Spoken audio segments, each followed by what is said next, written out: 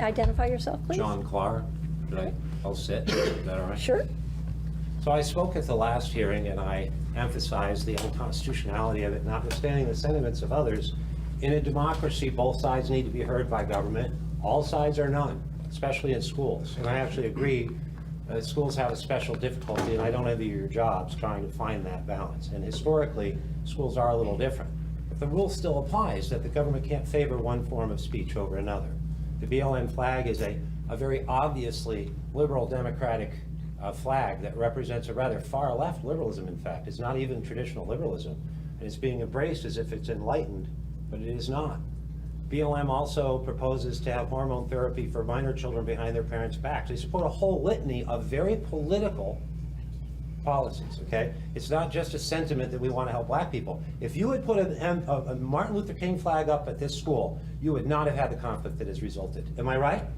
Because we who are called racist for supporting Martin Luther King are embracing the liberalism of the 60s and 70s. It was also the Supreme Court laws that established that people actually have the right to fly a swastika, or burn an American flag, or yes, even have a Confederate flag.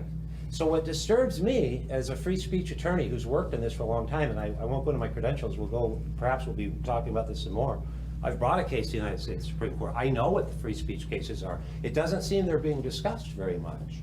But let's talk about some other children's experiences, because anecdotally, I've been hearing a lot about one side.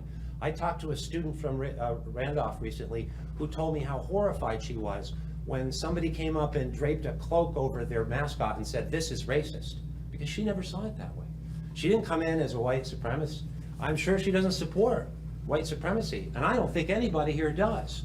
So when people are called racist simply for opposing a blatantly political symbol, and what's interesting to me is when I came here 2 weeks ago, or whatever it was already illegal. 6 years ago it was illegal.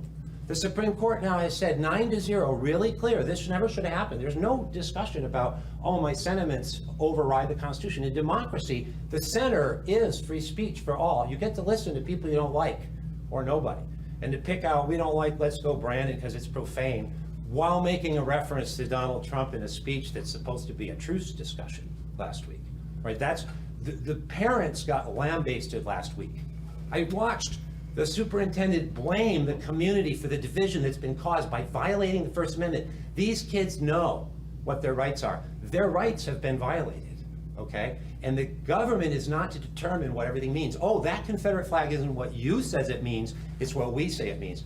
Oh, that says there are only two genders. We're gonna actually override that science with our social justice program. You don't get to pick both sides in a political dispute. And that's what's been happening far beyond the flag. I'm now seeing it's in the curricula, overtly partisan content. So at any rate, there are a lot of students that don't approve of this. Their voices haven't been heard. Thank you very who's much. responsible for what the BLM message? Well, she went quite over, but who's No, she responsible didn't. for the BLM message? No, she That's didn't, all I'm and saying. It's a gray message. enough. Shouldn't be in a school. Thank you. Thank you for listening.